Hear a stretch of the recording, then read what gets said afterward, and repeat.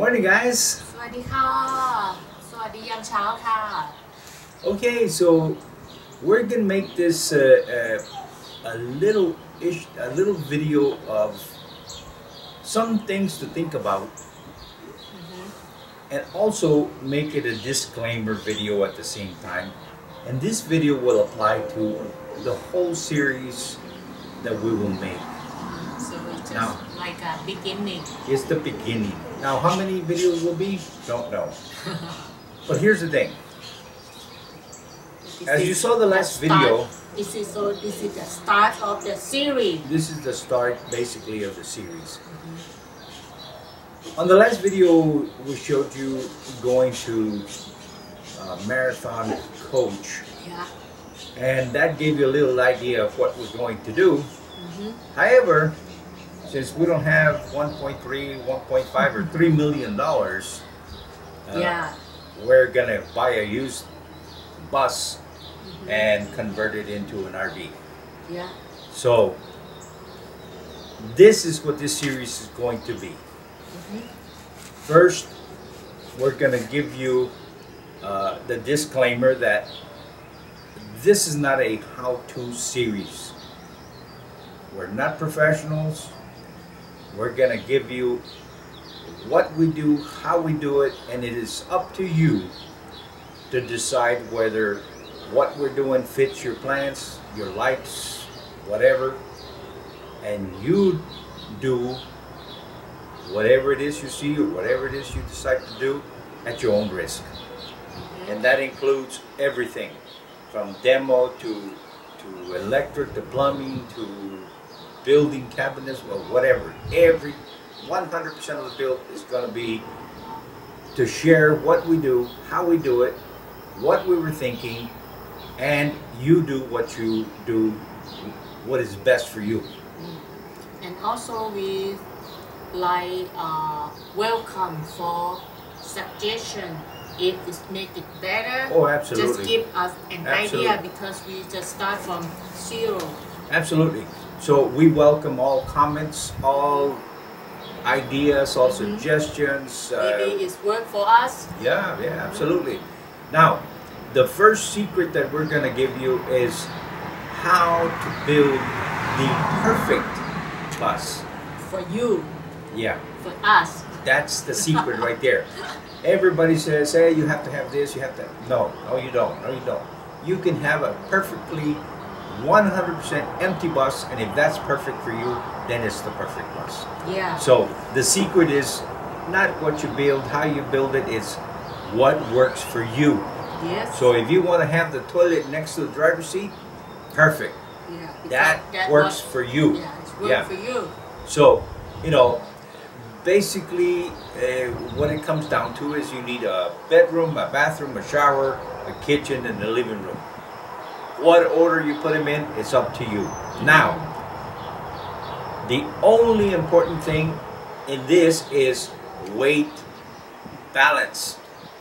You know, a lot of people put everything on one side and the other, and that it is imperative that you put everything in such a way that you balance your weight, because you got to remember you're running on wheels. So whatever weight you have or whatever unbalanced weight you have is going to affect your suspension, your tire wear, your steering, everything, especially if you're going out there and it's windy. So weight distribution is one of the important factors. So, you know, you could put the hull on the right, on the left, in the middle. You could make it into an S shape, whatever. It doesn't matter. That's up to you to make that perfect bus. But you must think of weight distribution. So if you look at the specifications of your bus, you will see that it has a weight axle for 2 axles, 3 axles, however many axles you have. So weight distribution is important. Now, while we're talking about that, let's talk about who your enemy is. Okay, your enemy is, first of all, weight. You've got to really watch your weight. I've seen people out there building buses with 4x4 2x6s, 2x4s, all kinds of different metal, and if it works for you, fine. But you've got to think of that weight, because that bus can only carry so much weight. And a lot of people don't realize this, but all these DOT, Department of Transportation, highway rules apply to you also, even though you're not a commercial bus. You can be pulled over if the DOT guys out there look at your bus and see something wrong. They can pull you over and put the scales to you. So you've got to think about that, okay? Now, time. Time is another enemy. What I mean by time is, you could take a year, 2 years, 20 years to build a bus. That's not the issue. The time is, everything in your bus is meant to run. So that means that you need to start your engine, you need to exercise your bus, the wheels need to turn, everything needs to come up to a running temperature, so that all these rubber things have a natural oil in there.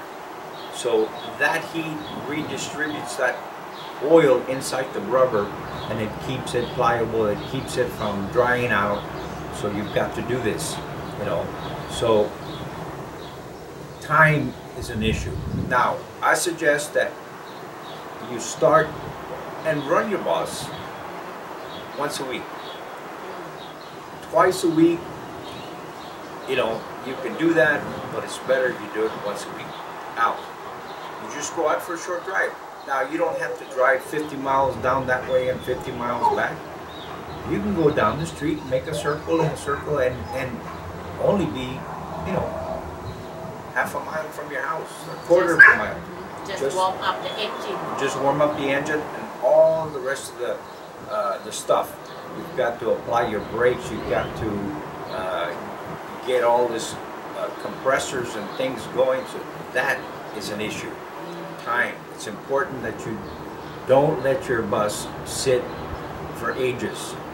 Okay. So now the other thing is, of course, money. Money is also your enemy, because if you're some conversion company out there that has these 1 point something, $3 million buses, well, they've got a lot of funds to do this. But you and I, we don't have that kind of money, otherwise we just go buy one. Yeah.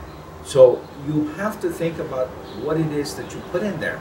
Now, a lot of people I've seen, they go and they buy the cheapest stuff they can buy because they want to complete the bus to start using it. No. If you want to do that, that's fine. But you don't have to have your bus 100% completed to use it. Our plan is, we're here in Texas, so they have 89 state parks.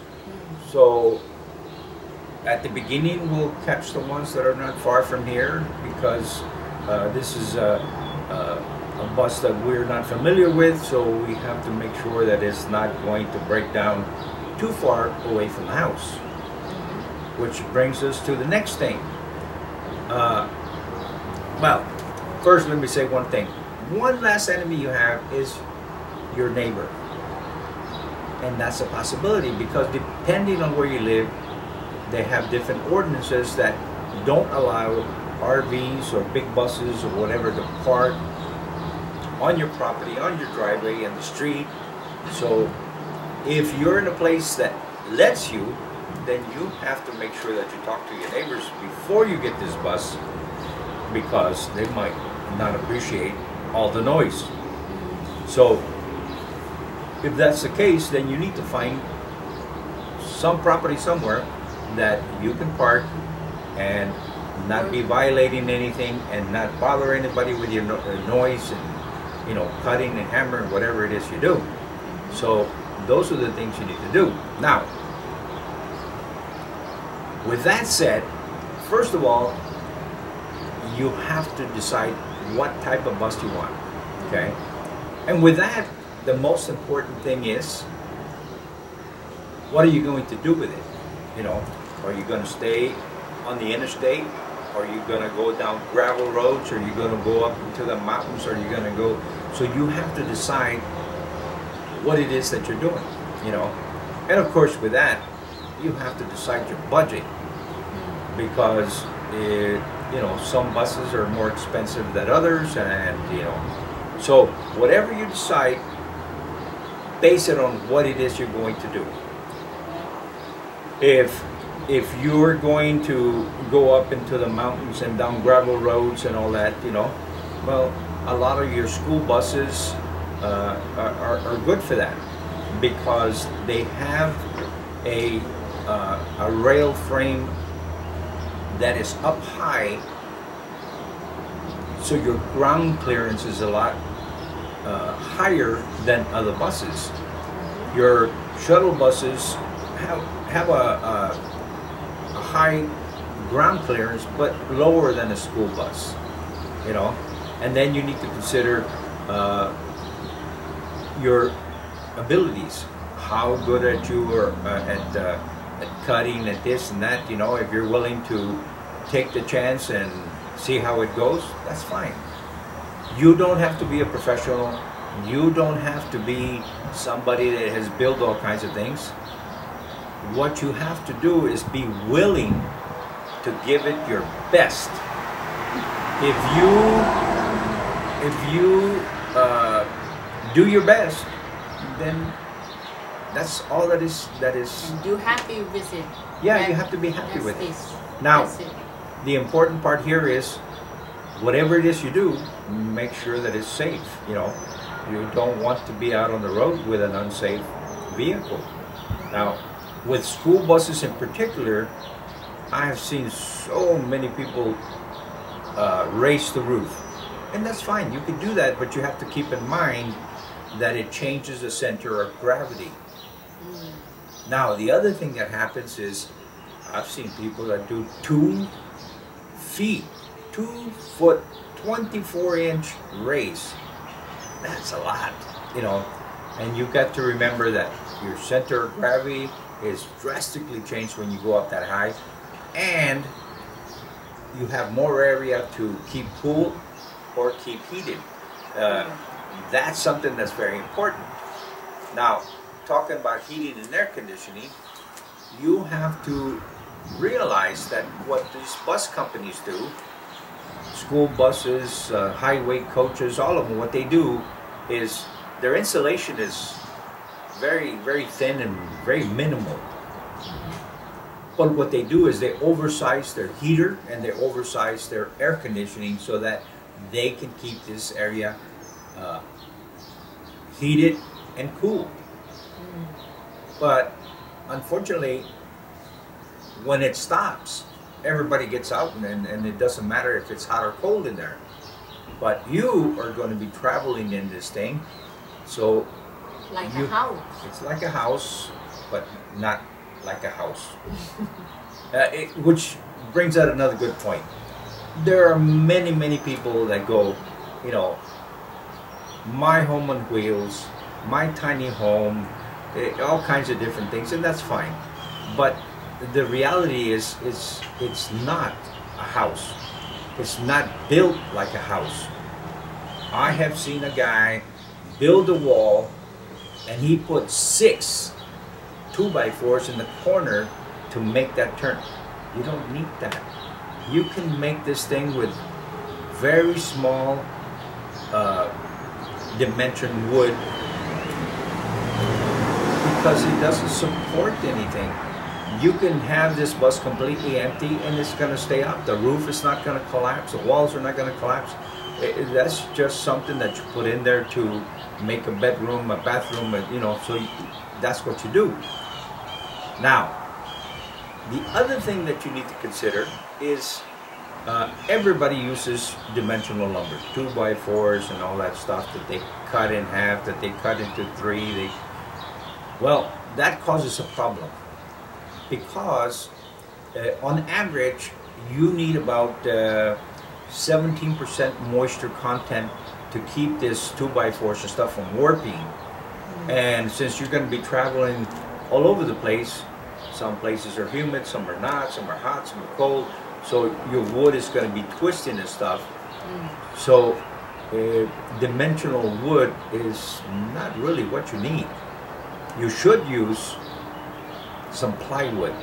Now, plywood is made of the same stuff as your 2x4s and all that stuff, but because it's layered, you have your grain going this way, then going this way, then going this way. It keeps it steady without warping, because the grain being in this kind of pattern holds it in place. Now, you build a wall for whatever, you're going to put all these 2x4s and all this stuff, but a piece of plywood, you just cut it and there it is. That is your wall. That's all you need. You don't need, you know, 2x4s and 2x6s and all this other stuff. It's your choice. You want to do that? Fine, you could do that. But yeah, that's what you said before. If you happy with it, fine. Yeah. This is just only the suggestion. You use whatever. What you think. Yeah. But you know, I've seen people use 4x4s for building walls and bed frames, and you don't need that unless you're going to have elephants in there. But it's your choice. If that's what you want to do, then do it. But you got to remember the weight of your bus. Only so much, and that's all. And the thing is, that weight includes water, clothes, food, everything. Everything. So you've got to remember that weight only goes so much, and then after that, you have to really watch your tires and your suspension and all that kind of stuff. So, you know, you got to think about that. So, anyway, getting back to this purpose of what you're going to use this for. If you're going to use a school bus, because you're going to be going down these gravel roads and what have you, then you have to decide whether you want the little short bus or you want the big 40-footer or whatever, you know. But basically, these school buses come with 4 different places for your engine.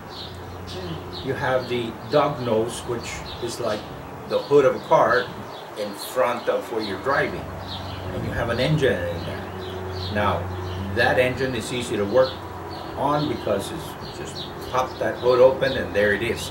Now, the good thing about that is, well, accessibility, but also the heat and the noise, it's outside. And then you have the doghouse, which is right next to the driver. And what you have to consider there is, well, several things.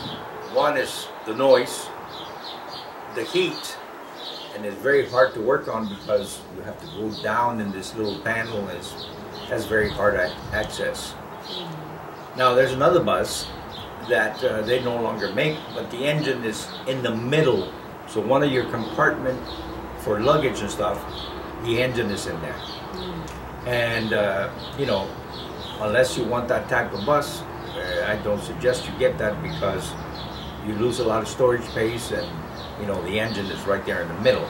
So the noise is halfway to the front and halfway to the back, you know. Then finally, you have the diesel pusher, which is in the very back, and the noise is in the back when you're driving. Your engine is not on when you're in the bus, sleeping or whatever, and its access is pretty good, you know. So you have to choose what type of bus you want and the location of that engine. Now, I would suggest you buy it not for the price, you buy it because that will fit your needs. So go and drive a bus or go listen to it or whatever with the engine in the front, the engine next to your driver's seat, in the middle if that's what you're looking for, or all the way in the back, you know, up to you. And then what you've got to remember is if the engine's all the way in the back, when you build stuff, that noise level will actually go down. But it won't for the others because they're right there. You know, so think about that. Then after you do that, then you can look at the price. Mm. But before you buy it, make sure that it has very little rust. You know, because you could say, oh yeah, but you know, if I buy this one, it's very cheap. Well, yeah, but you're gonna pay in time and money and welding and material and stuff to fix all this. So, But you have mentioned me before that depend on the bus where it's come from. Is nearby the ocean. It get more rust. Oh yeah, something yeah. like that. You Yeah. need to see that where it's come from. To you need to. Thing to consider it. Yeah, you need to consider that. Now, the biggest thing is, yeah, if you're by the ocean, you can have some salt spray from the ocean. But the biggest thing is, you know, places like Minnesota and New York and all them places where they use a lot of salt on the roads. That's gonna eat your bus. Oh. You can buy a bus for almost nothing, but it's going to cost you a pretty penny to get that thing up to standard, and not to mention the time and labor and if you don't weld, forget it. You're going to spend a lot of money on somebody coming in and welding for you. So yeah, so once you decide that, you buy whatever bus fits your needs, and unless you know about engines, it would be a good idea to have a mechanic look at it and tell you, you know, yeah, this is good, it's not, it's going to need whatever. Now, on these big buses, you have big tires. And a lot of people, what they do, look, this thread, oh, just like new. Well, that is not important. You have to look on the side of the tire and you'll find a little place where it says DOT. And right beside that you have 6 digits. The first 2 digits, it could be old, you know, 0, 1, 0, 2, all the way to the end of the 51, 52? 52 weeks in the year. So the first 2 digits tell you what week of the year they were built. Yeah, so, or made, yeah. So if your tire was made on the first week, it'll say 01 or 041 or whatever week in that year. The last 2 digits will say the year. So if you're buying a bus and it says 17, that's from 2017. And here's the thing, if the tire is more, and that is the very maximum, if it's more than 7 years, even though the thread is just like it came out of the plant, they're no good. Because like I mentioned before, you have this oil that's in there. I don't know what it's called, but it's got this oil that keeps everything pliable and not cracking and what have you. So that tire is way too old. So if it's more than 7 years and they're trying to use that as the basis of the price, you tell them no, it's more than 7 years, these tires are not good, I have to buy new tires, you know. So you must consider how much money you're going to spend on these tires, because depending on the brand, depending on the size of the tire, I mean, you could spend $1,200 per tire, you know, or $800 or $600, depending on the tire. And you have, of course, depending on the bus, you could have 6 tires, 8 tires, depending on the number of axles. And that's going to add a big chunk to your bill, which means that it's going to take a major bite out of your budget, you know. Now, if you go on YouTube and you watch videos just like what we're going to make, you'll see all kinds of things. You know, I've seen people, you know, and the famous thing is they go, we bought a new bus, you know, and that's very exciting. But the first thing they do is they paint the rims, they paint the dash, they do this, and that's okay. You know, the excitement's there, the brain's not engaged, and they're doing whatever they want to do, and that's great. But what we're going to do is, the first thing we're going to do is we're going to first of all, become a little familiar with a bus. Check all the lights, check all the fans, check all the switches on the dash. Find out what they do and see if it's working or not, you know. I saw a guy spent 3 days chasing down a light bulb on the clearance lights. He thought he had cut a wire, he thought this, that. Come to find out it was a bad light bulb, you know. So before you start cutting wires, before you start doing anything, check everything. Check all your systems. Make sure that everything is good. Work, not work. Yeah. So you know. Yeah. And if you have any leaks in your engine, if you have any leaks on your brakes, whatever, check it all out. You know, don't get in a hurry, because you're gonna hear me say this a lot. Haste makes waste. You get in a hurry, you're gonna miss something, and it's gonna cost you. Maybe in time, maybe in money, but it's gonna cost you.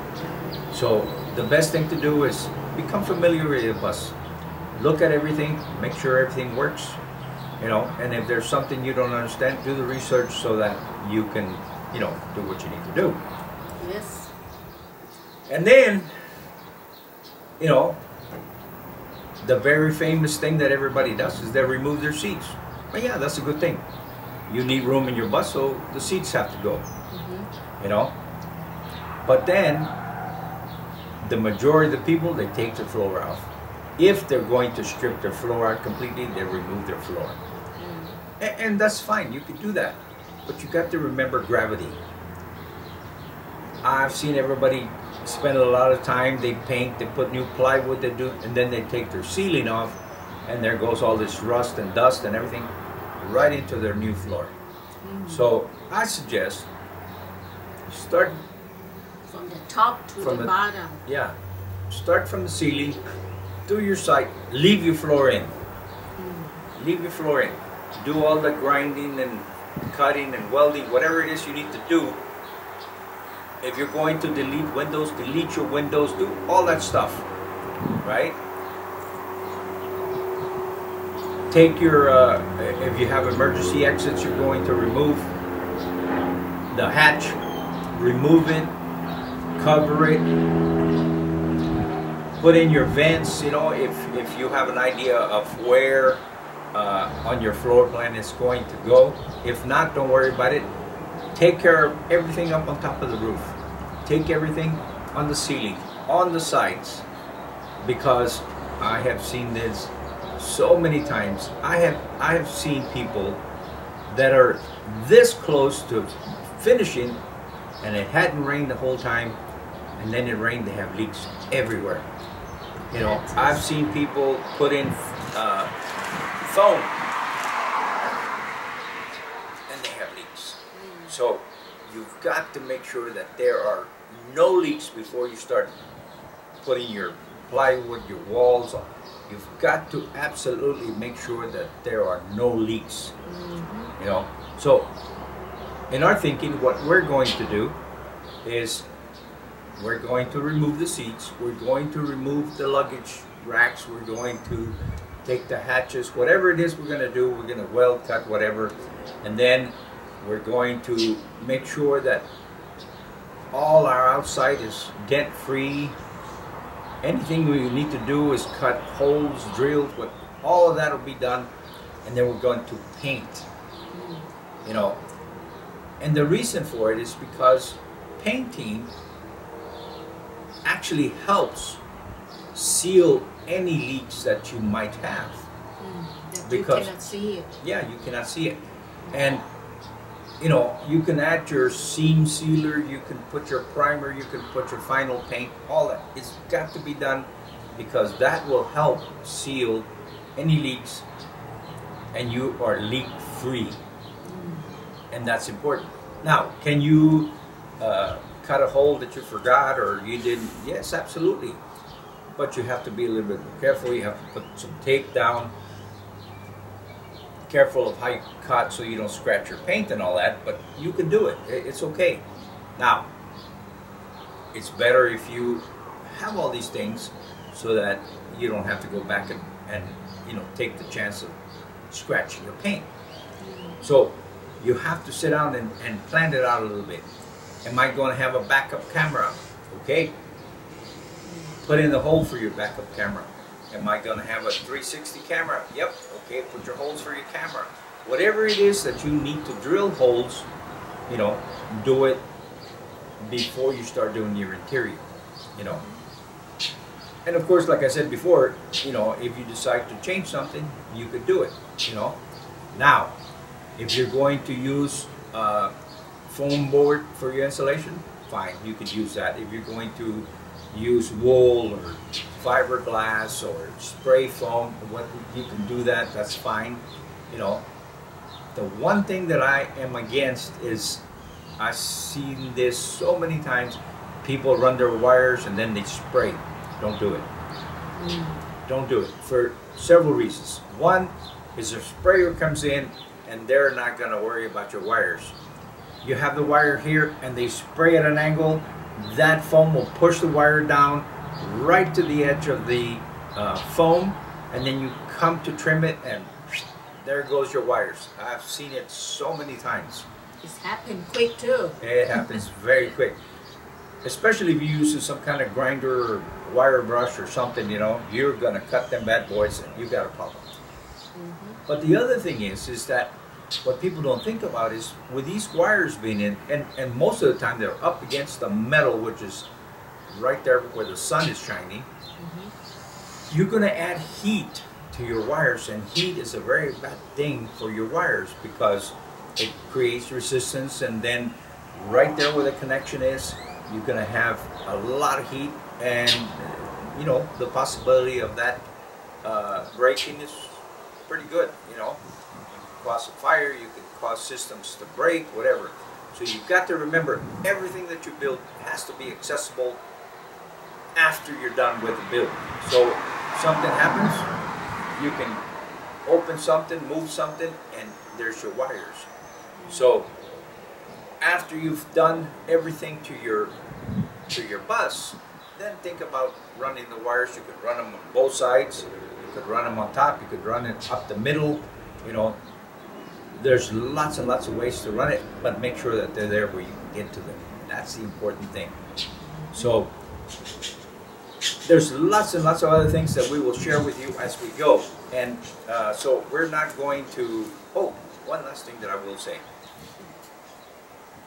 So many times I've seen people, you know, spend a few months, a few years, whatever, and they go out on their maiden voyage. They're all excited. A mile down the road, they break down. Why? Because they didn't run their engines, they didn't run their bus. I saw a young couple, I felt so bad for them. It took them 3.5 years to build this thing, and they never took their bus anywhere. First trip? The first trip cost them $11,000. Their gas tank was full of rust. All their lines were full of rust. Their injectors were clogged. All kinds of things. Now, did the mechanic overcharge them or something? I don't know, but they spent $11,000 to get this thing back on the road. So that is why it's important to run this bus, because your fuel moves, and you know, if you're using diesel, there's stuff that grows in there. There's bacteria in there that grows, and this thing will turn into jelly in the winter. It does all kinds of stuff. It's kind of like a living organism. So you've got to be very careful with these engines and stuff, especially with the injectors, because any little bitty thing just clogs them up, you know. Now, with that in mind, we're going to take care of all of the mechanical first. Before, yeah, we're going to take the seats and we're going to strip the ceiling and all that stuff, but we're going to take care of the mechanical first. We're going to make sure that our steering is good, our bearings, our brakes, you know, everything is good, so that this way we can move it and move it and move it every week. And we don't have to worry so much, because even a brand new vehicle can break down. But we'll have a better chance of not breaking down if everything has gone through and, you know, you can go. Now, with this in mind, if you find out that your front end needs thousands in repair, your rear axle, all this stuff, you know, well, then you have to decide if you get rid of the bus or keep on working on it. Which brings me to another thing. The other thing you have to remember that, which a lot of people don't do, is if you buy a school bus, they're made for stop and go. They're made for stop and go. There are, yeah, short trips, very short trips. But there are some, the sports model of these school buses, they're made for taking students to out of town games and stuff. But the other ones, the gear and transmissions are set up different. So when you're trying to go down the highway at highway speeds, you're going to have a very high RPM because they're not geared for that. So do the research and find out what you should have. You know, because one thing that I did notice in all the thousands of videos I watched, everybody complained that going up the hill, going up the mountain, it just wouldn't work very good. It'd be very slow because they don't have the power, they don't have the gearing for it. So you've got to look into that. The more research you do and the more you know about what it is that you want to fit your needs, the better off you'll be. So anyway, we have decided what type of bus we want because of the type of travel that we're doing, but we're not going to tell you. We're going to show you on the next video. Right. When we buy this bus, we're going to show you what we decided. So comment, give us your ideas, Yep. whatever, we're here. And stay tuned. We will show you more. Yeah. Oh, one last thing. We're not going to schedule, you know, a video every Wednesday, every Sunday, every what? No. We will try. Now, I'm not going to promise because things happen, but we're going to try to post on the evening of the day that we did it in. So it's just update. Yeah, so we will try to post as close to the actual build as possible. Now, because things happen and because the video might be a little long and needs some more editing, because it takes a long time to edit, it might post the following day. But we will try to keep you up to date. You know, I've seen so many people out there, they've been traveling for a year and they're just posting about buying a bus, you know. We're not going to do that. We're not going to be several months out. We're not going to be several weeks out. We're going to try to give it to you as we do it. Now, if so we... it's just more like very well, update. Well, it's more like you're there with us, you know. And like live stream. yeah, and this way, if Something happened. if something happens that's important, you'll know right then so you don't make the same mistake. Or if there's something that you tell us, ideas, whatever, something you know, we can actually change it before we go too far away from there, you know. Yeah. So, So we try. yeah, so we try. We'll try. Not gonna promise, but we'll try. So, come along with us.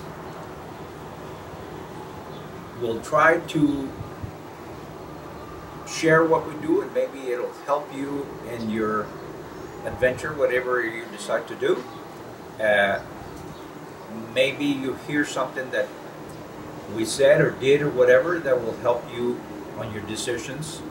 And you know, if you have any questions, please Comment.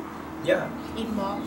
yeah Email. yeah send them in, and you know, we'll try to get them as soon as possible, you know, because there will be days where, you know, we'll start work at 6:30 and we might finish at 6:30, so that's 12 hours, and it's a long day, so we might not get to your comments until the following day or whatever, you know, because we're going to try to stop work and post, so we might not get to the questions until the following day or something, but we will get to all the questions sooner or later, and we will be very happy if you come along with us and share in our adventure.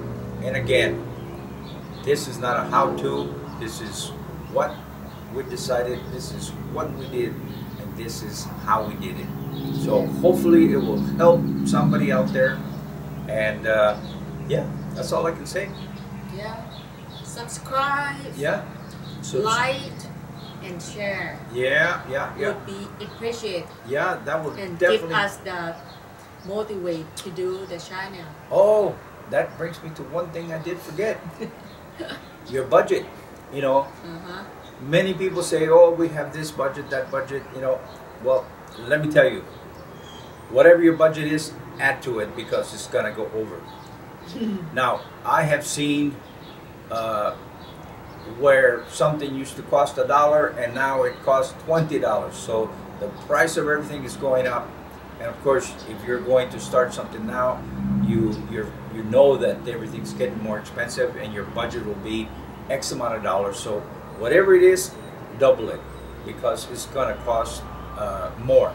Now, don't get discouraged because you say, well, I don't have, you know, X amount of dollars to spend. Yeah, you do. The only thing is, it's not going to be done today. You do a little, and you'd be surprised how much you could do a little bit at a time. Now, a lot of people, like I said before, they expect to go camping when everything, no, you don't have to. You can throw a mattress on the floor and you could go out and have a weekend, cook on the picnic table, go to the gas station for your toilet or have a porta potty there to go to the bathroom. There's lots of things you could do. You know, if you want to do it, you can do it. You don't need to be 100% done. Enjoy it as you go because if you work, I've seen you will burn out. Yeah, I've seen so many people say, oh, you know, and it takes all the fun out of the whole thing. So you've got to get into this thing where nothing is scheduled. I've got to, no. You have to push yourself, otherwise it'll never get done. You have to push yourself, but don't do something if you are absolutely burned out, tired, whatever, you know. If it's too hot and you need a break, then you need a break. If you need to split your work day from, you know, early morning to late evening, then that's what you do. But, you know, you drive the wagon, so whatever it is you want to do, you're the one. So as far as your budget is concerned, don't be afraid to, you know, to get going, but somewhere along the way you have to start saving some money for an emergency fund because school buses, shuttle buses, I don't care what it is, they break down. Those mechanics out there, it costs them $1 for something, but they're going to charge you $1,000. They are not cheap. Super expensive. If you need to get towed, we're talking about a lot of money. So you have to have an emergency fund. So when you start your build, start your emergency fund.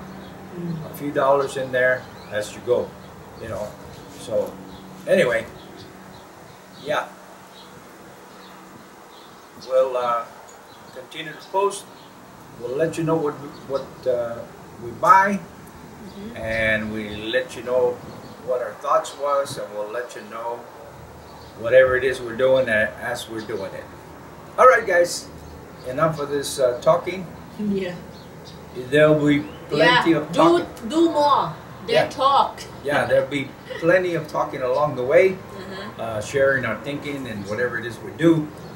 But if you want to do it, you've got to start, because if you wait till you have enough money, wait until you retire, you might die and have an accident, have a heart attack, who knows.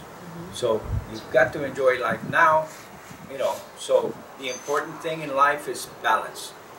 You've got enough money to live, to have some fun, you know, everything. You've got to balance your life out, but don't wait until you're 100 years old and then try to go out and do that.